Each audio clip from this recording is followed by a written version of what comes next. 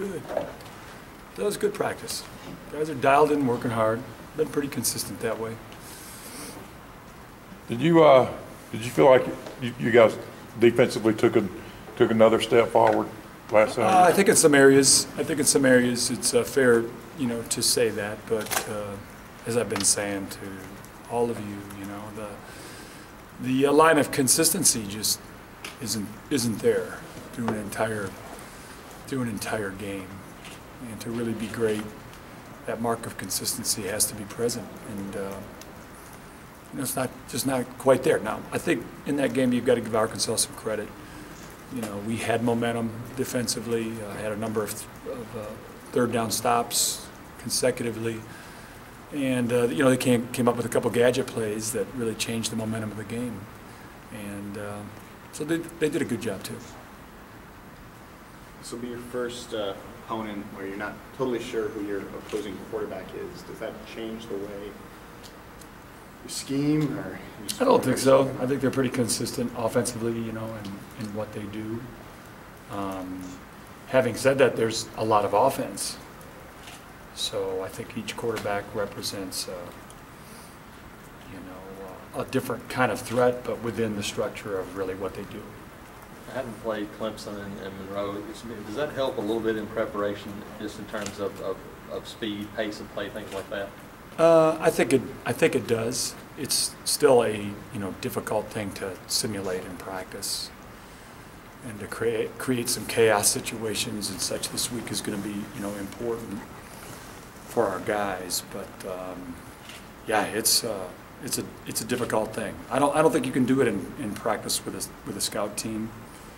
And hopefully the experience in Clemson and Monroe with no huddle situations has helped us.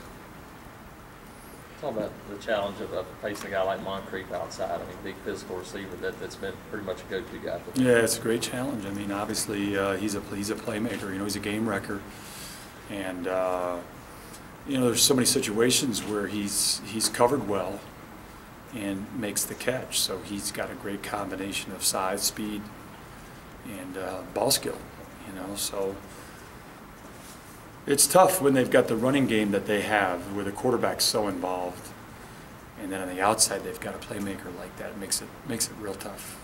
Seems like John Mincy was on the assignment of Kobe Hamilton a bit.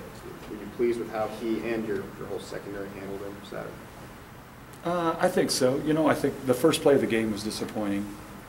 They ran a speedo route, and that was real disappointing. The rest of the game was quite a bit of play action, boots and quick game throws outside of the gadget play. So I thought we did a pretty good job. I liked again what we did in third down. So we continue to improve there, and that's very very important. So in a game where unfortunately we turned it over, we had some 60 plays, did pretty good in sudden change outside of one scenario. So again, there's some positives, and they're getting better. Secondary's getting better. You mentioned Saturday ascending players.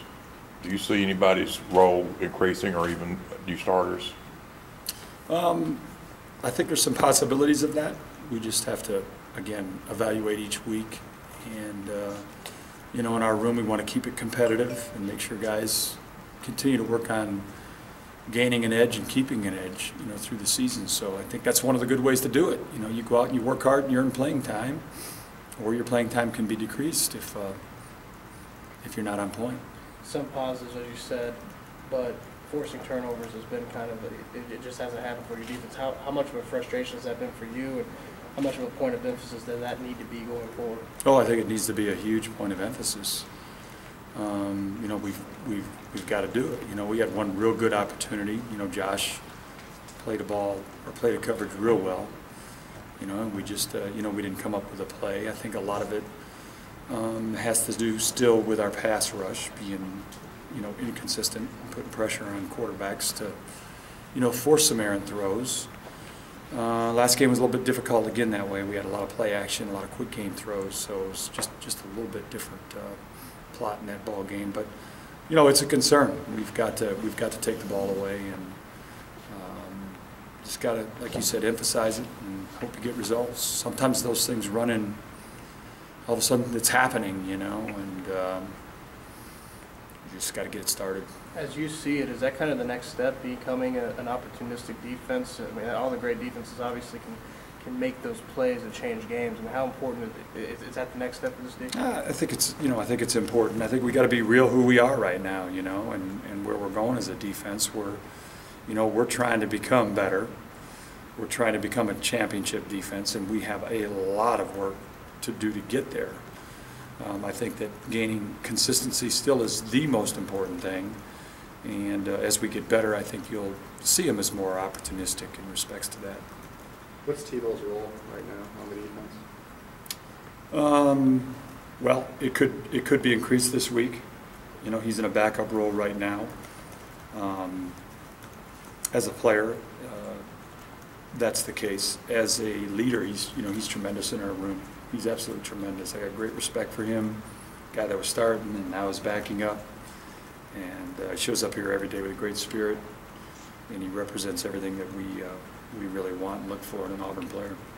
Is he a heart of the team type guy, at least through his vocal leadership? No, I think so. I don't think there's any doubt about it. Yeah, he's a champion, young man. Could his playing role also change a little bit this week if Chris Davis's status?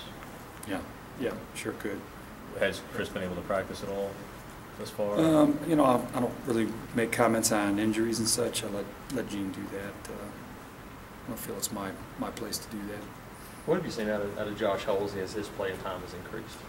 Getting better. He got a couple lessons last week, and that's just part of, you know, being young. You know, he got fooled on a gadget play for a touchdown.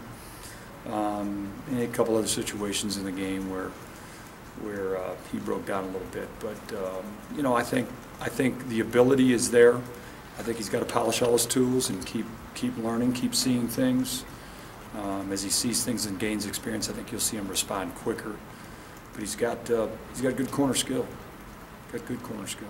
Angelo Blackson's a guy that he seems to be for defensive tackle, a lot of athleticism, a guy that you can drop back in coverage and those sort of things. Can you talk about the opportunities that he gives you to be creative up front?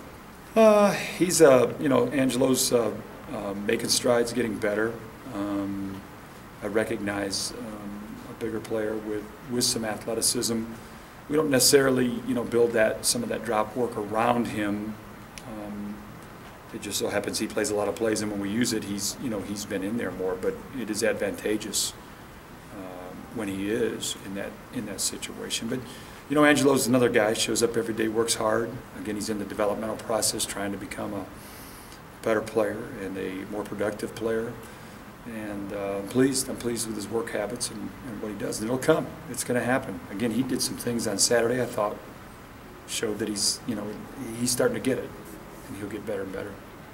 What has it been like in the defensive meetings the past few days? Because the players Sunday, today, seem to be going back and forth a little bit. But T-Bell and Lutz calling out some younger players, and you have Sammy today speaking a little bit about older players not carrying weight of leadership and things like that. Is there what has the room really been like? I don't know. I mean, they're young. To me, they're just young, and you know, they've got a lot to learn.